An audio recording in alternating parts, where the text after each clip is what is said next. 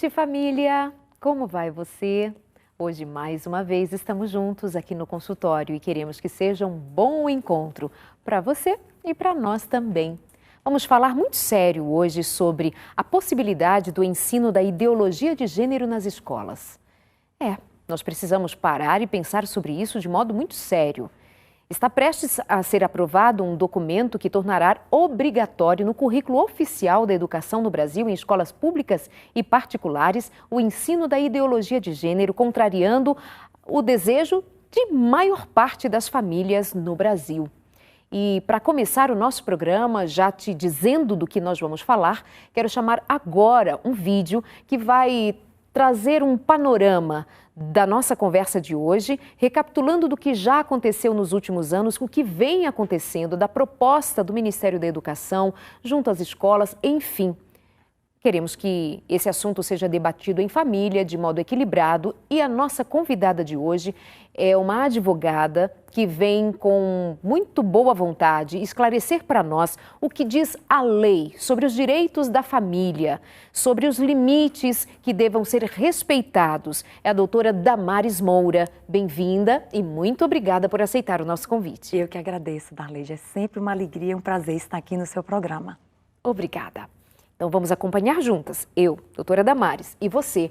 Acompanhamos esse vídeo agora e na volta queremos ouvir da advogada o que é o direito da família. Quando uma criança é exposta a uma situação, como por exemplo vimos há poucos dias, e repercutiu muito nesse final de semana, de uma criança exposta a uma exposição dita ser uma exposição de arte e as famílias reagem, mas muitos são contrários e acreditam que deva ser visto apenas como arte. É ou não é? Bom, vamos falar primeiro sobre ideologia de gênero. Pode ou não pode ir para as escolas sem o consentimento das famílias? Acompanhe com a gente.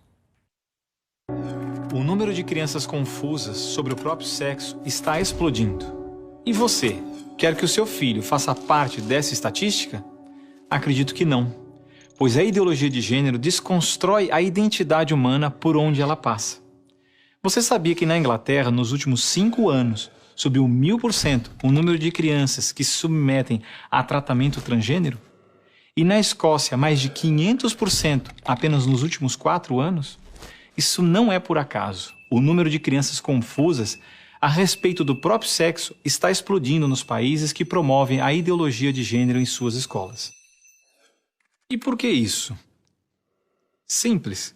A ideologia de gênero afirma que ninguém nasce homem ou mulher, mas que cada um deve construir sua própria identidade. E se é assim, todas as crianças devem experimentar todas as formas de sexualidade possíveis até encontrarem um gênero para si mesmas. Como isso se daria? Através de materiais didáticos e uma nova pedagogia voltada para a desconstrução sexual. Sim, ideias têm consequências, e as consequências da ideologia de gênero promovem exatamente esta confusão, fazendo nossas crianças duvidarem de si mesmas na sala de aula, ambiente onde os pais estão cada vez mais ausentes e onde as crianças estão em fase de natural imaturidade e questionamento. O que muitos escondem é que existe uma verdadeira indústria do gênero por trás de toda essa confusão e que está organizada para destruir nossas famílias. Com certeza você já ouviu na televisão alguém dizer que a família é uma instituição antiquada, que os tempos mudaram e que precisamos abrir a cabeça. É porque não estão conseguindo mudar a cabeça da população que a estratégia de promover a ideologia de gênero nas escolas se tornou tão urgente para eles. Foi por isso que em 2014, quando o Congresso votou a proposta de Plano Nacional de Educação, deputados e senadores retiraram todas as referências à ideologia de gênero do seu texto, respeitando assim a vontade expressa do povo brasileiro que rejeita essa ideologia. Em 2015, quando chegou a hora de se votar os planos estaduais e municipais de educação, o MEC, atropelando a decisão do Congresso, tentou impor silenciosamente o gênero aos estados e municípios. Depois que o gênero já havia sido rejeitado pelo Congresso, por meio da Segunda Conferência Nacional de Educação, o CONAE 2014, o MEC produziu um documento que depois seria transmitido a todos os estados e municípios, definindo a questão do gênero como diretriz educativa, E ainda por cima, como se tivesse sido aprovado pelos deputados e senadores. A trapaça se encontra em inúmeras páginas do documento. Vamos dar apenas alguns exemplos. Na página 25, o MEC afirmava que a União, os estados e os municípios deveriam promover a diversidade de gênero. Veja, não estão falando em respeitar a diversidade de gênero, mas sim em promovê-la. Na página 36, você vai ler que os estados e municípios deveriam disseminar materiais pedagógicos que promovam a igualdade de gênero, orientação sexual e identidade de gênero. Na página 41, que estados e municípios deveriam desenvolver, garantir e executar anualmente nos sistemas de ensino fóruns de gênero. Na página 92, que estados e municípios deveriam ampliar os programas de formação dos professores sobre gênero, diversidade e orientação sexual. Mas vejam, assim como eu, milhares de pais e professores lutaram democraticamente contra o documento em nossas câmaras municipais. O movimento foi histórico e disse não a essa fraude. Cidade a cidade, a ideologia de gênero foi rejeitada dos planos de educação de quase todos os 6.000 municípios brasileiros. Era de se esperar que, após essa imensa pressão popular, o governo desistisse dessa ideia de introduzir à força o ensino da ideologia de gênero nas escolas do Brasil. Mas não, o MEC colocou novamente as chamadas questões de gênero na Base Nacional Comum Curricular, um documento que se propõe a impor o conteúdo de aprendizagens consideradas essenciais para todos os alunos brasileiros.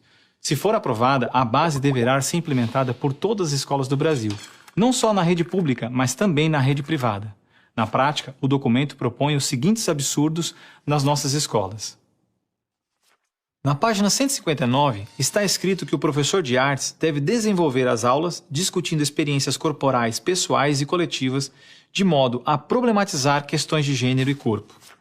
Na página 165, se volta a dizer que o professor de artes deve refletir sobre as experiências pessoais e coletivas desenvolvidas em aula ou vivenciadas em outros contextos, de modo a problematizar questões de gênero, corpo e sexualidade. Na página 305, se estabelece que na área de ciências humanas a diversidade de gênero deve ganhar especial destaque. E não para por aí. Na página 351, se estabelece que o professor de História coloque em destaque as temáticas voltadas para as questões de gênero. Na página 378, se estabelece que o professor de História trabalhe em aulas questões de gênero, anarquismo e protagonismo feminino, mostrando as transformações ocorridas no debate sobre as questões de gênero no Brasil durante o século XX. Vocês estão vendo?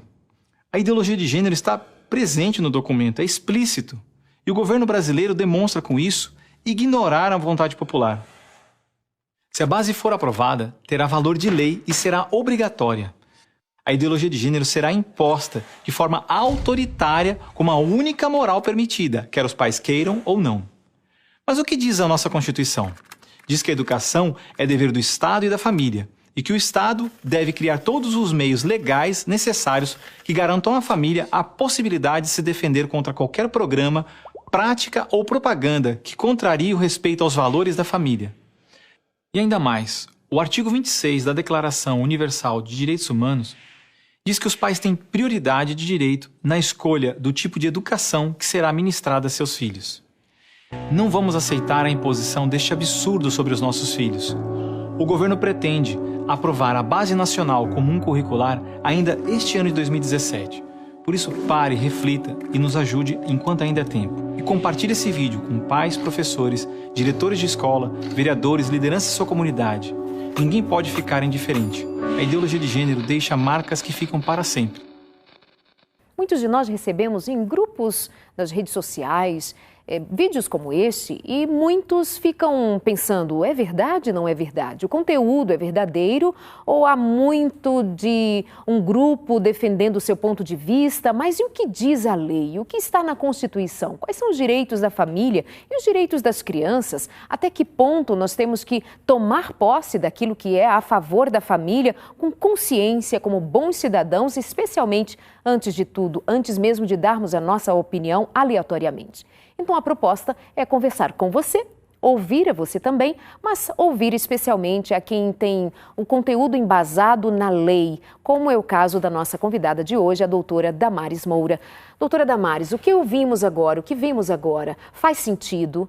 É isso mesmo? Ou seria mais um vídeo que se espalha e traz uma verdade aqui ou acolá? Esse documento existe? Existe. Este é o projeto, não é, de uma base nacional comum curricular. Não é? Não foi aprovado, mas existe, e este conteúdo apresentado, ele é verdadeiro. Não é? Eu já tive acesso ao documento, já o li, não é? E, de fato, existe a introdução deste conteúdo e, sendo aprovada essa base comum, ela será obrigatória para todas as escolas brasileiras, públicas e privadas. Então, a informação da existência desse documento, da sua iminente aprovação e do conteúdo que ele contém é real. Isso vai infringir o direito da família que não deseja que esse conteúdo seja ensinado aos seus filhos? Qual é o limite disso? Eu gostaria de traçar uma linha então, aqui, Darleide, usando a Constituição Federal. A Constituição Federal é a lei maior deste país. Qualquer outra legislação que venha a ser aprovada, ela precisa estar em harmonia com a Constituição Federal. Eu tenho formação em direitos fundamentais e gosto muito de basear qualquer apresentação que eu faça na nossa Constituição Federal, não é? Existe um capítulo na Constituição, que é o capítulo 2, ele trata dos direitos e garantias fundamentais das pessoas, não é? E é o artigo 5º, o famoso artigo 5º, mas vai até o artigo 17. Né? Nossos direitos e nossas garantias fundamentais. Quais são elas? O que é um direito fundamental? As pessoas falam muito em direito fundamental, em direitos humanos. O que é um direito fundamental?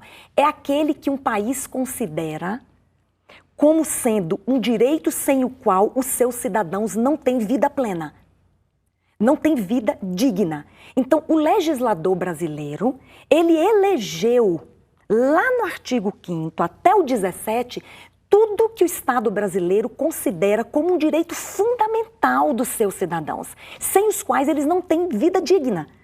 Então eu quero começar pelo artigo 5º, que diz expressamente, e aí eu fico preocupada, porque nós já temos uma garantia constitucional da não discriminação, do combate à intolerância, não é? Nós já temos a garantia da igualdade, já temos a garantia da fraternidade, não é? O artigo 5º diz que todos são iguais perante a lei e que nenhum cidadão, nem nacional e nem estrangeiro, pode sofrer neste país qualquer espécie de discriminação, não é? E aí, o inciso 3º, que são aqueles numerais romanos que vêm depois do artigo, ele diz o seguinte, que ninguém nesse país poderá ser submetido a um tratamento desumano. Eu vejo no artigo 5º e no inciso 3º uma garantia ampla da não discriminação, de tratamento digno, igualitário e sem qualquer submissão a tratamento desumano para todos os cidadãos. Não é para este ou para aquele grupo. Portanto, eu fico preocupada, Darleide, com o que nós chamamos de inflação de direitos. Não é? Você já tem um direito garantido, não é? E um determinado grupo da sociedade, e é legítimo. Não há nenhum problema que um determinado grupo se organize para buscar mais direitos. Acontece, Darleide, que os direitos, eles precisam se harmonizar. Eu não posso criar novos direitos ou novas normas para os cidadãos que não se harmonizem com aquelas que já estão postas, especialmente aquelas que são cláusulas que nós chamamos pétreas, de pedra, que são as cláusulas constitucionais, não é? Então, com relação a este projeto de uma base nacional curricular comum a todas as escolas públicas e privadas do país inteiro, eu já vejo, em princípio, uma violação constitucional e a Lei de Diretrizes e Bases da Educação Brasileira, não é, que é uma lei que rege toda a educação no Brasil, e tanto a Constituição quanto a LDB garantem que o ensino e a educação, ela será descentralizada. O que significa isso? Que cada estado, que cada município, não é, ele terá autonomia, não é, para estabelecer conteúdos programáticos, não é, bases curriculares que atendam a necessidades locais, não é, regionais. Então nós já temos aí um primeiro problema, tá? Uma base nacional comum vinda do governo federal, imposta a todos os cidadãos, viola esta garantia anterior, que é a autonomia dos estados, dos municípios de formarem esta base curricular, este conteúdo de ensino, não é? De acordo com as necessidades regionais. Então já tem este primeiro problema, este controle, esta centralização de um conteúdo comum para todo o país, ele é perigoso. E ele já é violador da garantia da autonomia dos estados e municípios. E aí vem uma outra questão que não foi colocada ali naquele vídeo que foi apresentado, e eu quero levantar aqui para a gente entender direitinho o que está acontecendo, não é? O inciso 6º do mesmo artigo 5º, eu não falei que o artigo 5º fala dos direitos e garantias fundamentais, sem os quais o indivíduo não tem vida digna, não é? O inciso 6º, que vem depois daquele 3º, que diz que ninguém pode ser submetido a tratamento desumano. Todos têm que ser tratados com respeito e com dignidade. Aí o inciso 6º, ele fala assim, Darleide, que é inviolável. O que é uma coisa inviolável? Que não se pode ofender, violar, não é? É um lacre que você não pode abrir, não é? A Constituição fala que é inviolável a crença e a consciência. Então, eu estou preocupada porque eu vejo aí problemas, não é? E vejo aparentes conflitos de legislações, não é? Porque a crença e a consciência do indivíduo, a Constituição diz que são invioláveis. Portanto, o que me preocupa é que conteúdos que serão agora comuns a todas as escolas, né? Os indivíduos, as famílias, os pais, eles nem poderão escolher e nem poderão reclamar. Não é? Porque se ele sair de uma escola, na outra, a base é comum. Sim. Não é? Se ele for para uma escola privada, também é o mesmo conteúdo. Não é? E aí, como é que fica a questão da inviolabilidade, por exemplo, da crença e da consciência do indivíduo? E nós estamos falando de indivíduos em formação. Nós não estamos falando de indivíduos adultos, não é? São indivíduos vulneráveis, aqueles que estão construindo, não é, a sua identidade, não é, estão construindo suas vivências, seus acúmulos, não é? E muitos já recebem nas suas casas uma formação religiosa, não é? E já estão construindo ali uma crença ou uma consciência a respeito de alguma coisa. Que não seja religiosa, mas seja... Uma consciência a respeito de alguma coisa. Exato. Não é? Então, lá na escola, ele vai receber, porque este conteúdo é um conteúdo de ensino. É para ensinar. Se é para ensinar, alguém vai o quê? Aprender. Aprender. Né? Alguém vai ensinar e alguém vai aprender. Não é? Então, eu penso que esta base curricular, ela poderá também, Darleide, poderá também ofender um direito fundamental que está no inciso 6º do artigo 5º, que é a inviolabilidade da consciência e da crença. E estas formações de consciência e crença, os pais estão autorizados a oferecer aos seus filhos, né? Não há nenhum impedimento que os pais transfiram para os seus filhos menores, não é? Esta informação, crença, consciência, convicção, ou filosófica ou política a respeito de alguma coisa. Eu recebi agora há pouco, antes de começarmos o programa, de uma amiga socióloga. Elis, muito obrigada. Ela me diz: Darleide, eu tenho um livro em mãos, e me mandou as imagens, as fotos, mas ela tem o livro, mas não dava tempo de eu trazê-lo, ou de pegar com ele, trazê-lo, mostrar a você. Mas, por exemplo, no capítulo 23 do seguinte livro, Sociologia para Jovens do Século XXI, é o tema, é o título do livro, tem os autores aqui, etc., o manual do professor que ela me mandou, e um dos capítulos vai dizer assim: cada um sabe a dor e a delícia de ser o que é, debatendo a diversidade sexual e de gênero. Portanto, é um capítulo inteiro para o professor ser orientado de como discutir com os alunos sobre sexo e gênero, identidade de gênero, orientação sexual, transfobia, homofobia, identidade de gênero, cultura, movimento social, e aí deslancham. Tem um outro capítulo que vai ensinar sobre as relações de gênero e dominação masculina no mundo de hoje. Quer dizer, você está trazendo um conteúdo para crianças em formação, misturando o que ainda é uma ideia. E tem uma série de outros livros, né? O que é uma ideia ou um ideal estabelecido por um grupo.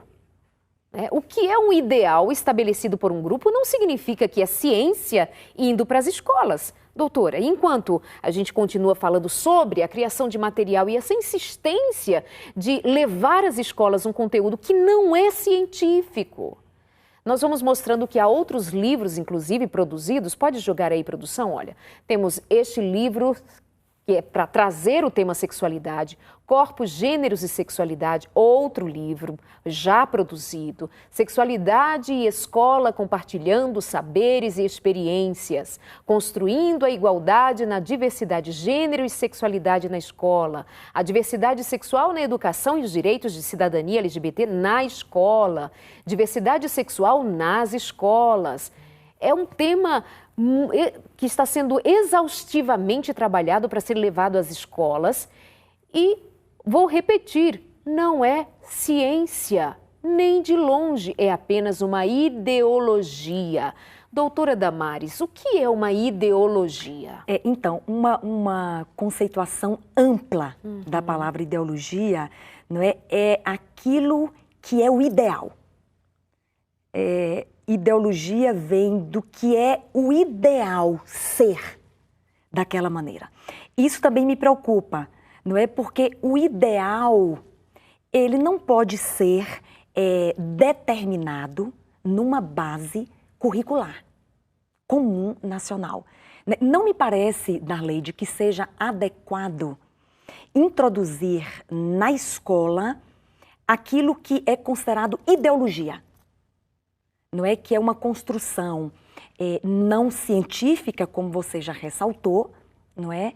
E que, como eu destaquei aqui no começo, são concepções que são apresentadas como o ideal, o melhor, né? E que podem estar violando e em desarmonia, não é, com o direito garantido à liberdade religiosa. Por exemplo, seguindo aquela linha que eu estava apresentando, veio o inciso 8º. Então eu falei do 3º, do artigo 5º, falei do 6º, que é inviolável a crença.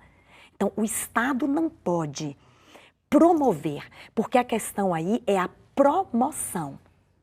Né? O Estado não pode promover um conteúdo que seja imposto como uma base comum, não é? Um conteúdo de ensino escolar que vá, por exemplo, de encontro, né, em conflito com uma convicção religiosa, por exemplo.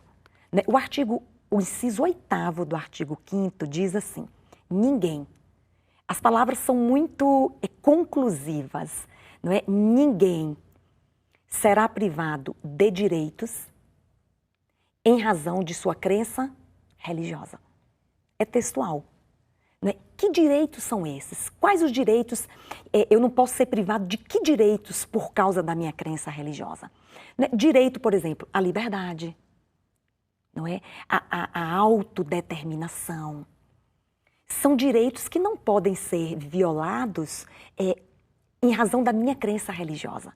Então, me parece que estabelecer um conteúdo que tem base ideológica e não científica para todas as escolas, para todos os indivíduos, não é? Sem que eles tenham escolhido, não é, escolhido aprender aquele ideal, né? Aquele conteúdo ideológico. Não me parece adequado para a escola e me parece que nós vamos ter problemas de conflito com outros direitos fundamentais assegurados. E eu acho bem interessante esclarecer que eu estou conversando com uma advogada que tem uma carreira de muita doação também, na defesa dos direitos à liberdade religiosa e, vale dizer, de todas as religiões.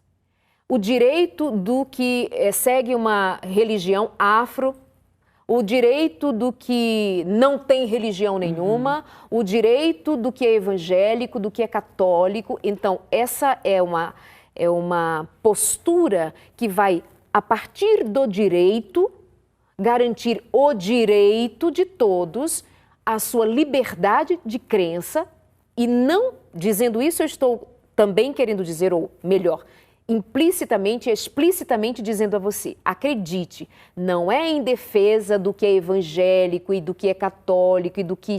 Não, é em defesa da liberdade do cidadão. E as famílias, diante de uma situação da aprovação de um currículo comum às escolas, estarão impedidas de escolher o que o seu filho deva ou não aprender em escola A ou escola B. Então, a questão é a liberdade e essa imposição que contraria a legislação brasileira.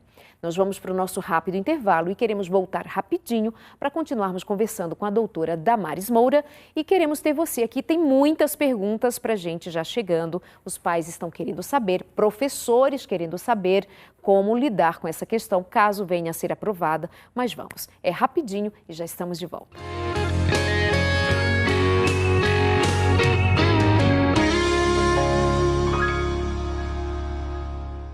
Um prazer ter você na nossa companhia. Muito obrigada. Obrigada a você que está assistindo a Novo Tempo em qualquer lugar, de qualquer maneira. Você que é nosso internauta, você que está nos acompanhando também pelo Facebook, onde estamos ao vivo também. Muito obrigada. Em tempo real, queremos estar bem pertinho de você nas redes sociais, pela Novo Tempo. E temos também consultório de família toda segunda, às 10 horas da manhã, na rede de rádio Novo Tempo. Muito obrigada a você que nos acompanha sempre. Hoje nós estamos querendo entender um pouco melhor sobre essa insistência de levar o aprendizado a respeito da identidade de gênero para as escolas. Pais e mães, alguns alheios, outros muito preocupados. Mas a nossa questão aqui hoje nem é debater a respeito do que diz a Bíblia, do que diz a religião A, B ou C.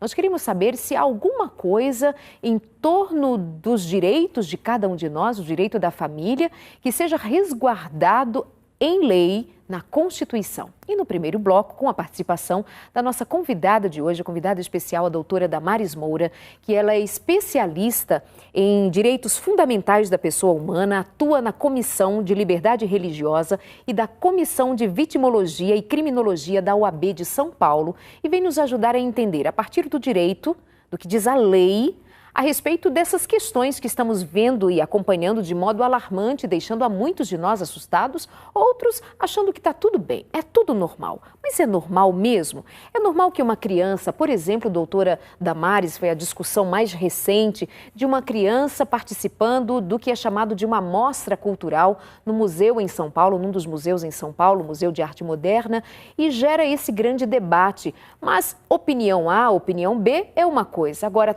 o que diz a lei a respeito de um tema como este? Uma criança participando de uma situação tão diferente do que comumente nós temos ensinado a respeito de cuidar dos filhos, de proteger os filhos, de cenas como, por exemplo, cenas de nudez diante de um público, enfim, o que diz a lei? Eu queria só fazer um esclarecimento. Nós estamos vivendo, Darleide, um momento de novos direitos. É o que nós chamamos num linguajar jurídico, não é? Nós temos direitos de primeira geração ou de primeira dimensão, que são direitos muito conhecidos, a liberdade, não é? A liberdade de expressão, Temos os direitos de segunda geração, que são direitos sociais, saúde, educação, moradia, segurança, transporte. Temos os direitos de terceira geração, que são os direitos coletivos, como o meio ambiente saudável.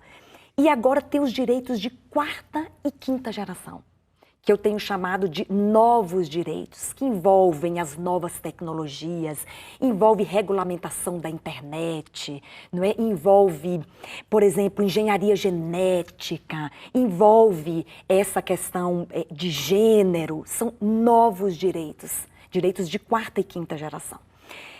Eu quero só me deter um pouquinho no direito à liberdade de expressão. Tudo hoje, Darleide, está sendo fundamentado, não é, na liberdade de expressão. Então, as pessoas pensam que a liberdade de expressão autoriza tudo. Autoriza dizer tudo, autoriza postar qualquer coisa, não é? Autoriza exibir qualquer coisa. Não é? E só para nós termos um parâmetro, não existem direitos absolutos. Os direitos, eles encontram sempre um limite. O exercício de um direito, inclusive das liberdades, nós falamos aqui de algumas: liberdade religiosa, liberdade de expressão, liberdade de propriedade, liberdade de ir e vir. Todas as liberdades que foram asseguradas a nós têm limite. O exercício delas tem um limite. Qual é esse limite? As pessoas perguntam. É a dignidade do outro.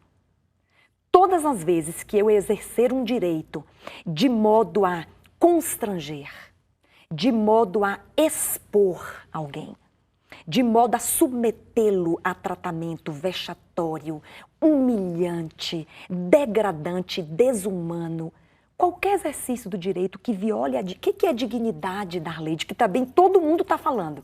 Dignidade humana, dignidade humana. Eu costumo conceituar de uma forma bem simples e que me toca. Vida digna é vida com valor. Dignidade tem a ver com o valor da pessoa humana. Então, todas as vezes que alguém exerce um direito violando o valor que o outro tem, que é a sua dignidade, ele está extrapolando o limite do exercício do seu direito. Portanto, todos os direitos têm um limite, que é a dignidade do outro.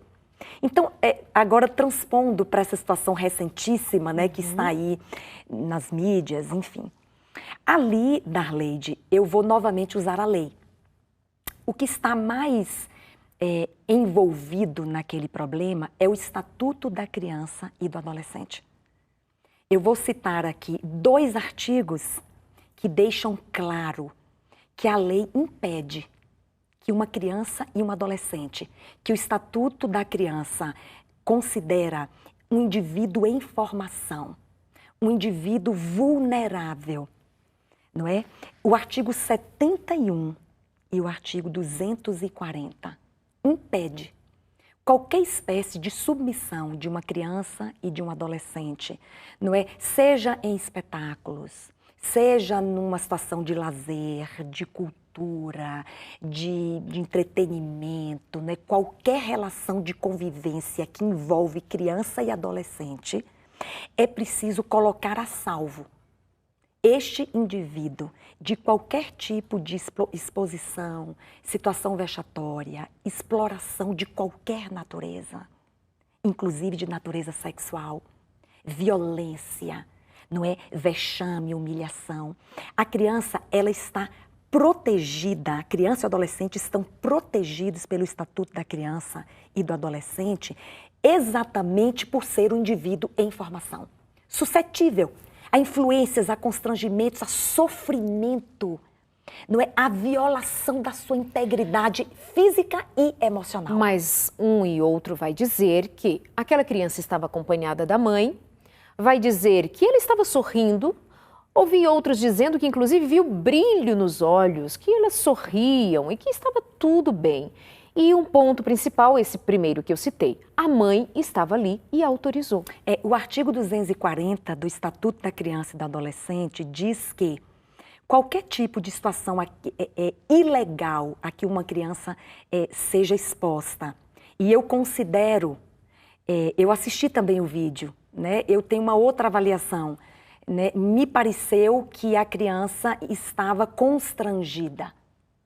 O simples fato dela estar constrangida a essa exposição de nudez de um homem desconhecido a sim, ela? O simples fato dela estar constrangida, segundo interpretação do artigo 71, do artigo 240 e do artigo 227 da Constituição Federal, que coloca a salvo e diz que é dever da família, do Estado e da sociedade colocar crianças e adolescentes a salvo de qualquer situação vexatória, constrangedora, humilhante, de exploração, de violência e outras mais, que eu acho que esta se enquadra porque eu vi constrangimento da criança, não é? Então, o artigo 240, ele responsabiliza, Darleide, não só gestores, curadores, responsáveis, mas ele também responsabiliza os pais, não é? Que concorreram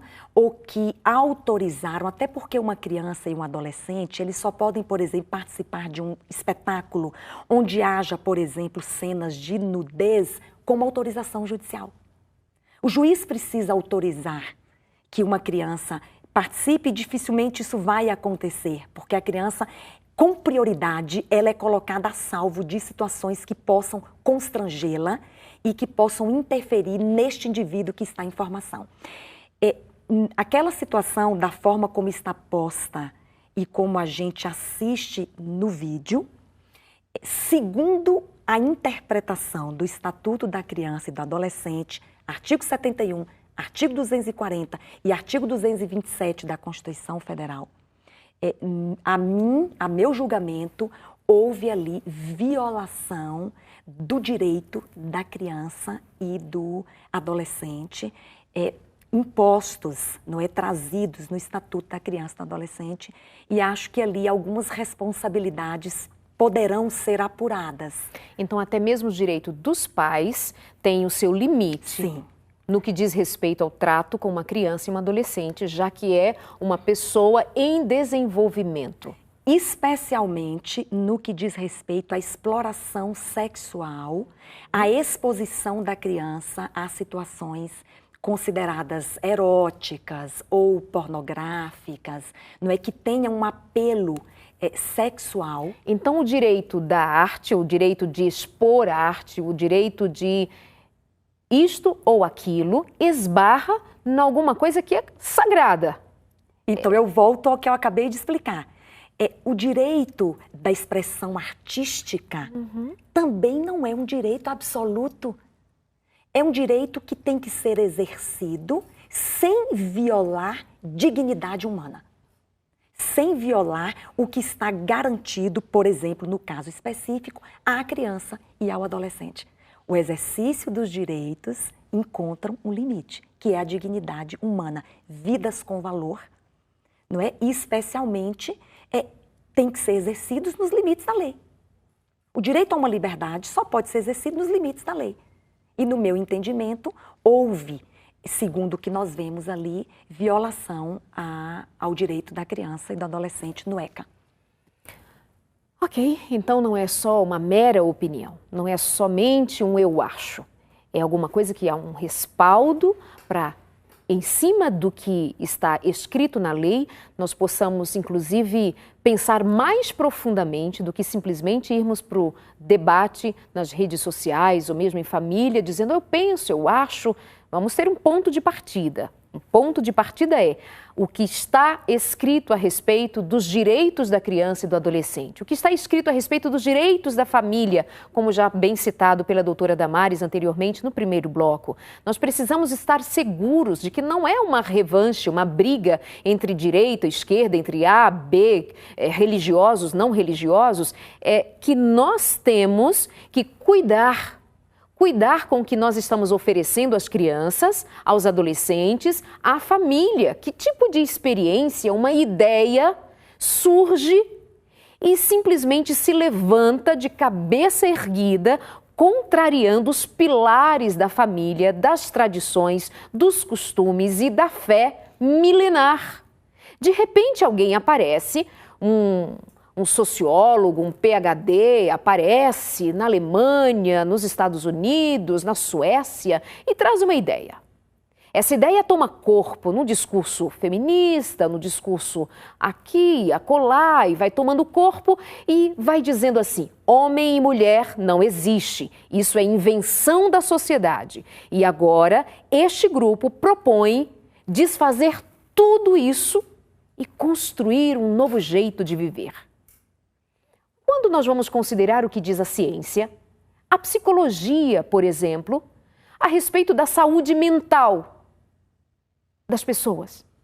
Quem se preocupa com a saúde mental de uma criança exposta a tanta confusão? O que nós vamos dizer a respeito da saúde emocional? O que nós vamos dizer depois de já termos exposto uma criança, ou todas as crianças nas escolas, a tanta ênfase num tema que não é considerado e absorvido pela família, por seus pais, nem pela biologia e nem pela ciência. Nem a ciência se posicionou com pesquisas profundas. Não, nós vamos então deixar as nossas famílias à mercê do eu acho de estranhos ou do posicionamento de estranhos entrando na minha casa e determinando o que os meus filhos são ou deixam de ser, desconsiderando toda uma estrutura de vida. E, amados, lembrem-se, nem estamos trazendo conceitos de religião. Estamos trazendo somente a razão e coisa ainda muito simples. Então, é para pensar. O consultório de hoje é para nos envolvermos com esse tema, mas algo mais eu quero sugerir a você. Cuide especialmente da sua casa, dos seus filhos. Estejam unidos, dialoguem, conversem, interajam, porque o seu filho da porta de casa para fora vai ouvir o que outros queiram dizer, vai saber do que outros querem ensinar, e se ele não tem os pilares fortes dentro de casa e confiança nos seus pais, confiança na palavra dos seus pais, aí nós estamos em grande dificuldade. Volto a dizer, o que faremos com a saúde mental, emocional dos nossos filhos? Doutora Damares, vamos a algumas perguntas que chegam para a gente, enquanto estamos te ouvindo, e eles vão compartilhando com a gente algumas preocupações, como por exemplo, o Rafael diz: se aprovado o plano de educação e eu não concordar com o ensino na escola do meu filho, como devo agir? Visto que a decisão, entre aspas, vem da diretriz de um órgão máximo do Estado. O pai não concorda, mas é obrigado? O que faz? Eu entendo, Darleide, que nós teremos aí demandas individuais. Não é porque, como nós temos um plano que é nacional, não é, e terá força de lei, não é, a ele deverão se submeter as escolas e os alunos que nela estudam e os professores que nelas ensinam. Não é? Então, eu entendo que a insurgência ou inconformismo de uma família ou de pais, não é, que entendam que aquele ensino colocado daquela maneira ou imposto daquela maneira, ele é violador, por exemplo, não é, de crença, de consciência. Eu entendo que a saída ela vai ser jurídica, ela vai ser legal. E, naturalmente, aqueles que se sentem violados e ofendidos deverão buscar o seu direito judicialmente. Aí eu não vejo outro caminho, não é? Porque mudar de escola, a outra escola também terá o mesmo conteúdo. Mudar da pública para a privada também terá o mesmo conteúdo. Então, restará aos cidadãos um direito que, inclusive, a Constituição assegura a todos os cidadãos. Um ingresso judicial, o direito de ação. A Constituição fala, todos os cidadãos têm direito de ação. É ação judicial. Agora, doutora Damares, um argumento é que esse assunto deva ser levado como obrigatório às escolas e deve ser um tema aberto às famílias e que quem não concorde é porque tem pensamento retrógrado, atrasado, é religioso e que é um ponto bem delicado nessa proposta, que a religião é vista como inimiga. As crenças é que são determinantes para a promoção do conteúdo de ódio, a promoção do preconceito. Então vamos lá. Ensinar a respeito de identidade de gênero resolveria a questão do preconceito? Não, eu queria inclusive fazer esta observação. Não é? Tudo é apresentado como se fosse um caminho para combater a intolerância, o preconceito, a discriminação. Eu não tenho nada contra. Aliás, eu sou uma pessoa que vivo a minha vida combatendo intolerância, combatendo discriminação. Acho que as pessoas não podem ser separadas em guetos por qualquer condição que elas tenham. Eu sou contrária à intolerância, eu sou contrária à discriminação, eu sou contrária ao preconceito, toda forma de discriminação. Agora, ensinar, Darleide, destacar no conteúdo, não é? Esta ideologia específica não me parece que seja o melhor caminho para se combater intolerância. Pelo contrário, eu acho que nós temos mesmo que ensinar e combater intolerância nas escolas e levar esse conteúdo educativo, mas de forma a alcançar todas as situações em que há intolerância, em que há discriminação. Por exemplo, eu sinto muita falta, eu não vejo em nenhuma escola qualquer conteúdo que promova a não intolerância religiosa. Não vejo. Onde está? Aliás, eu estou lutando há 15 anos para que as escolas introduzam em seu conteúdo este ensinamento de que eu preciso considerar, respeitar e reconhecer a outra pessoa da mesma maneira que eu quero ser respeitado. E isto inclui qualquer situação que envolva a convivência humana. Então, a minha preocupação é o destaque. O destaque como conteúdo de ensino de uma ideologia. Então, nós não estamos realmente falando com viés religioso, nós estamos falando com viés de direito. Esta imposição, ela está se harmonizando com o conjunto geral do ordenamento jurídico brasileiro, que garante, não é, as liberdades, e notadamente a liberdade de consciência e de crença. Não vamos criar aí um conflito legal? Esta é a minha preocupação. E que tem total necessidade de se pensar a respeito disso. Ora, se eu quero combater o desrespeito, se eu quero combater a intolerância e eu crio uma crise entre pais e filhos, como uma mãe me disse, Darleide, a minha filha voltando para casa me disse assim, mamãe, eu sou menina ou sou menino? Era uma menina perguntando para a mãe, mamãe, eu sou menina ou sou menino? A mãe responde e a menina diz assim, mamãe, você é homofóbica? A menina estava já entendendo, 7, 8 anos de idade, entendendo um conteúdo lá fora, confrontando a sua mãe em casa. Quer dizer, o que é um assunto entre gente grande, que deveria ser um debate entre gente grande, envolvendo crianças, ninguém pensa que isso vai trazer conflito entre pais e filhos, vai trazer conflitos emocionais, vai trazer conflitos no desenvolvimento dessa criança. Imagina, quando uma criança testemunha alguma cena, e essa criança vai ser chamada, por exemplo, a testemunhar, a dizer do que ouviu. Tem toda uma técnica, o profissional tem que ser especializado, tem que saber que perguntas fazer. Para quê? Para não causar à criança maior sofrimento do que ela já ter presenciado tal cena, por exemplo. Ou seja, o cuidado com a saúde mental da criança, a saúde emocional de uma criança. Nós precisamos saber que isso é algo que deva ser considerado acima de tudo. Mas numa situação como esta, está sendo respeitado que uma criança não entenda o que os seus pais dizem e agora o que os seus professores estão dizendo?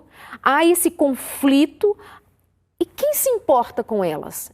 Mas alguém está querendo fazer valer o seu discurso e o seu entendimento a respeito do que é ideal. Não faz sentido.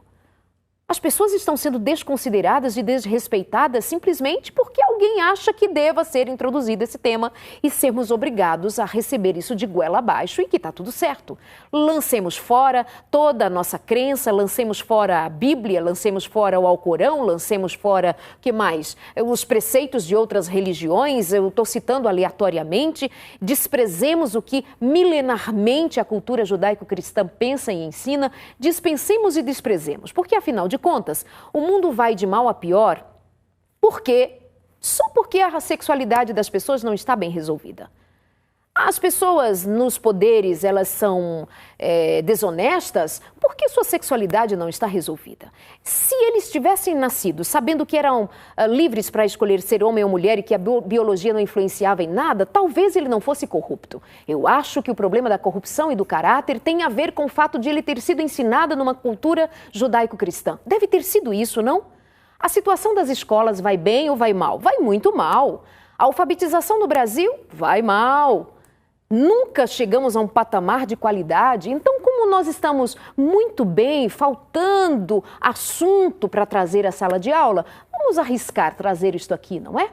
Então, tem alguma coisa fora do lugar. E nós, como cristãos, falo eu como cristã, nós precisamos considerar os valores cristãos, sim, mas fiz questão de trazer ao programa de hoje alguém especializado em direito, envolvida com os direitos humanos há 15 anos especificamente, trabalhando dioturnamente para defender o direito das pessoas, nós todos, independente de religião, A, B ou C, como eu já bem disse, mas para nos dizer, tem coisa errada aí. E a lei precisa, neste momento, ser ao menos vista como alguma coisa que possa nos proteger. Agora, doutora Damares, o que não lhe perguntei e deveria ter perguntado para finalizarmos o programa? Eu queria só fazer um apelo, Darleide, num programa com tanta audiência como o seu, não é, de que, de fato, nós carecemos de conteúdos que promovam respeito, que promovam reconhecimento do outro, que promovam a não intolerância, que é a perda da capacidade de ver as pessoas. Eu sinto falta deste conteúdo, não é? Porque aí nós estamos falando de todas as espécies de intolerância. Então eu preciso ensinar a criança, você precisa respeitar, você precisa reconhecer o direito que o outro tem, inclusive de fazer a escolha que ele quiser, né? O respeito precisa ser ensinado, não é? Mas se nós começarmos agora a promover ou introduzir ideologias, nós vamos precisar, inclusive, introduzir muitas outras. Então, há um perigo num país, inclusive, tão diverso, tão plural como o Brasil, e você destacar, não é, e impor numa base comum curricular um conteúdo ideológico que não me parece que a escola seja o melhor lugar para você ensinar um conteúdo ideológico, eu considero perigoso, acho que podemos ter conflitos legais com a aprovação dessa base curricular e nos preparemos para esta nova realidade. Há poucos dias o Superior também liberou o ensino de religião nas escolas públicas e ficamos com o pé atrás. E se obrigatoriamente for ensinada religião A, desrespeitando o direito da religião B, de ser tratado em sala de aula. Mesmo nós religiosos devemos ficar atentos. Quando se obriga, quando alguma coisa dá abertura para uma obrigação, até nós religiosos, mesmo que seja favorável a nós ensinar a respeito da nossa religião cristã, por exemplo, devemos ter cuidado. E se fosse o contrário? E se nós estivéssemos sendo prejudicados? Como faríamos? O que diríamos? Se quer um filho exposto a um ensino religioso, pode colocar, por exemplo, numa escola confessional. E a Igreja Adventista tem uma rede de escola incrivelmente aberta e declaradamente é a ela dado o direito de ensinar a respeito da sua fé. Mas o nosso direito precisa sempre saber que esbarra no direito do outro. E o Estado brasileiro é laico e, portanto, neutro em matéria de religião e escolas públicas. O tempo é pouco, mas eu acredito que bem aproveitado para nós aprofundarmos um pouquinho nesse tema e não cruzarmos os braços. E como cristão, vou dizer a você, maiormente o nosso público é cristão, nos unamos também em oração, em amor, com respeito. mas tenhamos em Deus o equilíbrio de saber a hora de falar e a hora de calar, a hora de agir e a hora de saber que é tempo que eu diria finais dos tempos. Que Deus os abençoe e até a semana que vem.